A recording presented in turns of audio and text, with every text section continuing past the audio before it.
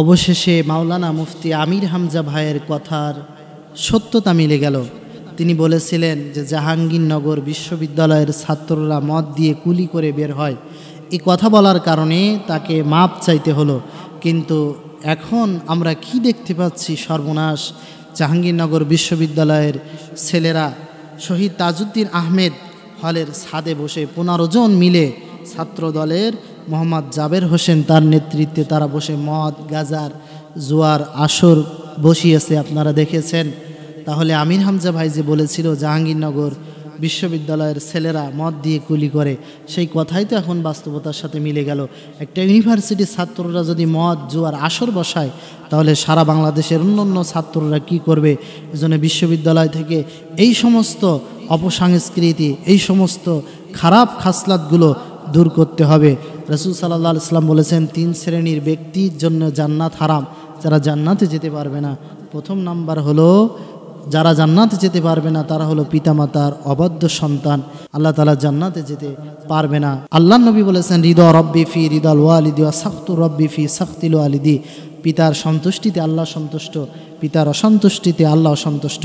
বাবা মা যদি সন্তানের জন্য দোয়া করে, সেই দোয়া আল্লাহ তাআলার কাছে অবশ্যই কবুল হয়ে যায়। প্রিয় ভাইরা আমার, তাফসিরে কাশফের লেখক আল্লামা জামাখশারী রহমাতুল্লাহ আলাইহি তিনি যখন একেবারে ছোট ছিলেন, তার আম্মা নামাজ আদায় করছেন, নামাজ আদায় শেষে আল্লাহর কাছে হাত তুলে দোয়া করছেন। এমন সময় দেখতে পেল রুমের ভিতরে একটা পাখি দৌড়াদৌড়ি করে, কিন্তু ওই পাখিটার ডান পাটা কে নষ্ট করে দিয়েছে। তার আম্মা মুখ ফুসকে বলে ফেলল যে আল্লাহ, যে এই পাখির ডান পাটা নষ্ট করে দিয়েছে, তুমি তার ডান পাটাও নষ্ট করে দিও। কিন্তু দুঃখজনক, তার নিজের সন্তান ওই পাখিটা ধরতে যেয়ে পাখিটার ডান পাটা নষ্ট হয়ে গেছে, কিন্তু তিনি জানতেন না তার দোয়া আল্লাহ কবুল করেছে।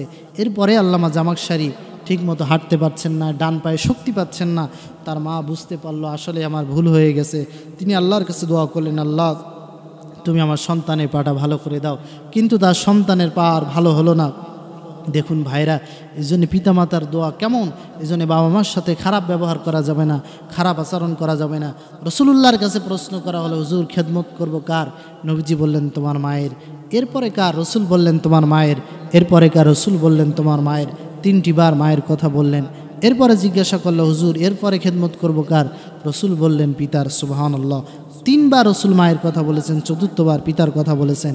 এই জন্য পিতা মাতার অবাধ্য সন্তান যারা, তাদের জন্য জান্নাত হারাম, তারা জান্নাতে যেতে পারবে না। 2 নাম্বার মুদমিনুল খম, যে ব্যক্তি মদখোর, যে ব্যক্তি নিয়মিত মদ সেবন করে, তার জন্য জান্নাত হারাম, সে আল্লাহর জান্নাতে যেতে পারবে না।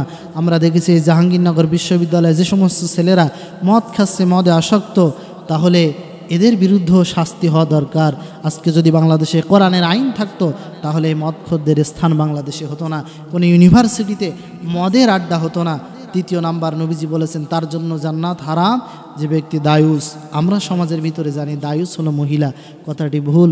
দায়ুস হচ্ছে পুরুষ, যে পুরুষের অধীনে মহিলারা পর্দা করে না, সেই পুরুষ হচ্ছে দায়ুস।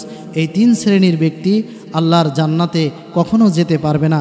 প্রিয় ভাইরা আমার, এই জন্য ইউনিভার্সিটিগুলো কোরআনের রঙে সাজাতে হবে।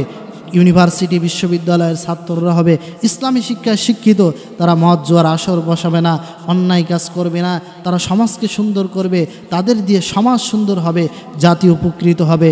আমরা এমন একটা দেশ চাই, এদেশে যদি আল্লাহর আইন সমাজে বাস্তবায়ন হয়, আগামী সংসদ যেন কোরআনের সংসদ হয়, তাহলে বিশ্ববিদ্যালয়গুলো আমরা কোরআন দিয়ে সাজাতে পারবো। প্রতিটা সমাজের সেক্টর আমরা কোরআন দিয়ে সাজাতে পারবো ইনশাআল্লাহ। ইনিল হুকমু ইল্লা লিল্লাহ, জমিন যার, আইন চলবে তার। জমিন আল্লাহর, এ পৃথিবীতে আইন চলবেও আল্লাহর।